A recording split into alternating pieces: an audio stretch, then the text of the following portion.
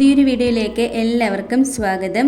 ഇന്ന് നമുക്ക് ചോറിൻ്റെ കൂടെ ഒഴിച്ച് കഴിക്കാൻ പറ്റിയ വളരെ ടേസ്റ്റി ആയിട്ടുള്ള നല്ലൊരു മാങ്ങക്കറിയുടെ റെസിപ്പി ഒന്ന് കണ്ടു നോക്കാം. നമ്മുടെ ഈ ഒരു മാങ്ങക്കറി ഉണ്ടാക്കിയെടുക്കാനായിട്ട് ഞാനിവിടെ ഒരു മാങ്ങ തൊലി കളഞ്ഞ് കട്ട് ചെയ്ത് എടുത്തിട്ടുണ്ട്. ഇതുപോലെ ക്യൂബ്സ് ആയിട്ട് വേണമെങ്കിൽ കട്ട് ചെയ്യാം, ഇല്ലെങ്കിൽ നീളത്തിൽ അരിഞ്ഞെടുത്താലും മതി. ഇനി ഒരു ചട്ടി അടുപ്പത്തേക്ക് വെച്ച് അതിലേക്ക് ഓയിൽ ഒഴിച്ചു കൊടുക്കാം. ഞാനിവിടെ വെളിച്ചെണ്ണയാട്ടോ എടുത്തേക്കുന്നത്. വെളിച്ചെണ്ണ ചെറുതായി ഒന്ന് ചൂടായി വന്ന് കഴിയുമ്പോൾ നമുക്കിതിലേക്ക് ഒരു കപ്പ് അളവിൽ ചെറിയ ഉള്ളി ഇട്ട് കൊടുക്കാം. ഇതിൻ്റെ കൂടെ തന്നെ അരിഞ്ഞെടുത്തിട്ടുള്ള മാങ്ങയും കൂടെ ചേർത്ത് കൊടുക്കാം.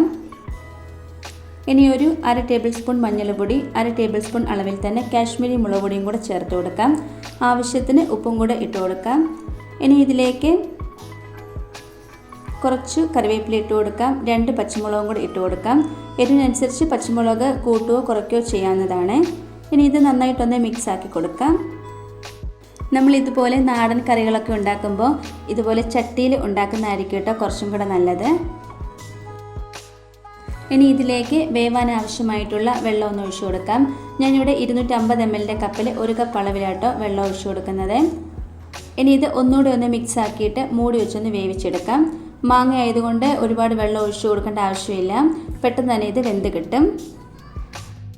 മാങ്ങ വെന്ത് വരുമ്പോഴത്തേക്കിന് നമുക്കിതിലേക്കുള്ള അരപ്പൊന്ന് റെഡിയാക്കി എടുക്കണം. ഞാനിവിടെ 1 കപ്പ് അളവിൽ തേങ്ങ ചിരകിയത് എടുത്തിട്ടുണ്ട്.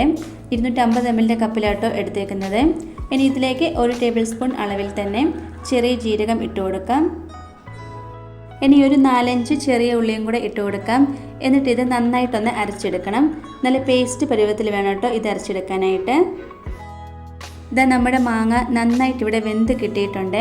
നമ്മൾ ഒഴിച്ചു കൊടുത്ത വെള്ളമൊക്കെ നന്നായി വറ്റി കിട്ടിയിട്ടുണ്ട്. ഇനി ഇത് നന്നായിട്ടൊന്ന് മിക്സ് ആക്കിയെടുക്കണം. ഇത് കഷ്ണങ്ങളായിട്ട് വേണ്ടെങ്കിൽ ഒരു തടിത്തവ് വെച്ച് നന്നായിട്ട് ഇതൊന്ന് ഉടച്ചെടുത്താൽ മതി.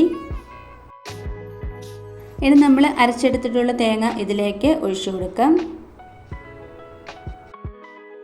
ഇനി ആ ഒരു ജാറ് കഴുകിയ വെള്ളം കൂടെ ഇതിലേക്ക് ചേർത്ത് കൊടുക്കുന്നുണ്ട്. ഇനി ഒരു സ്വല്പം വെള്ളം കൂടെ കൂടുതലായിട്ട് ഇതിലേക്ക് ചേർത്ത് കൊടുക്കുന്നുണ്ട്. ഒരുപാട് വെള്ളം ചേർത്ത് കൊടുക്കരുത്. നമ്മുടെ ഈ ഒരു മാങ്ങാക്കറി ഒരുപാട് നീണ്ടു പോയി കഴിഞ്ഞാൽ ടേസ്റ്റ് ഉണ്ടാവില്ല. നല്ലതായിട്ട് കുറുകി തന്നെ വേണം ഇത് ഇരിക്കാനായിട്ട്. ഇനി ഇത് നന്നായിട്ടൊന്ന് മിക്സ് ആക്കി കൊടുക്കണം.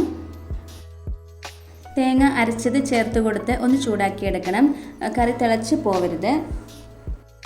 ഇനി നമുക്കിതിലേക്ക് കടുക് താളിച്ചു കൊടുക്കാം.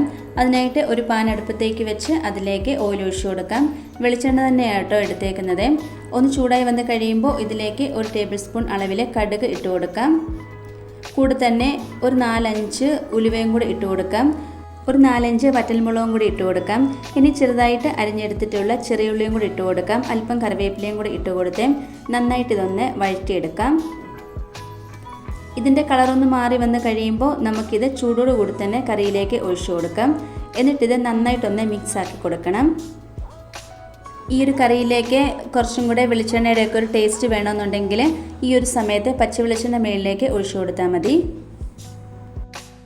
ഇതാ നമ്മുടെ മാങ്ങ കറി ഇവിടെ റെഡി ആയിട്ടുണ്ട്. ചോറിന് ഈ ഒരു കറി ഉണ്ടെങ്കിൽ വേറൊരു കറിയുടെയും ആവശ്യമില്ല. നല്ല സൂപ്പർ ടേസ്റ്റ് ആയിട്ടോ ഇതിന്. വളരെ എളുപ്പത്തിൽ ഉണ്ടാക്കിയെടുക്കാനും പറ്റും. വെറും 10 മിനിറ്റിൽ നമുക്കിത് ഉണ്ടാക്കിയെടുക്കാവുന്നതേ ഉള്ളൂ. സാധാരണ നമ്മൾ മാങ്ങാക്കറി ഉണ്ടാക്കുന്നതിനെക്കാട്ടിലും ഒരു വ്യത്യാസമായിട്ടുള്ളൊരു റെസിപ്പിയാണ്. നല്ല ചൂട് ചോറിൻ്റെ കൂടെ അടിപൊളിയാട്ടോ ഇത് കഴിക്കാനായിട്ട്. ഇതുപോലെ ആരും ഉണ്ടാക്കി നോക്കിയിട്ടില്ലെങ്കിൽ തീർച്ചയായിട്ടും ട്രൈ ചെയ്ത് നോക്കാവുന്നതാണ്. ഇന്നത്തെ നമ്മുടെ ഈ റെസിപ്പി എല്ലാവർക്കും ഇഷ്ടമായി കാണുമെന്ന് വിചാരിക്കുന്നു. ഇഷ്ടമായിട്ടുണ്ടെങ്കിൽ ലൈക്കും കമൻറ്റും സബ്സ്ക്രൈബ് ഒന്നും ചെയ്യാൻ മറന്നു പോകരുതേ. അടുത്ത വീഡിയോയിൽ കാണാം. താങ്ക്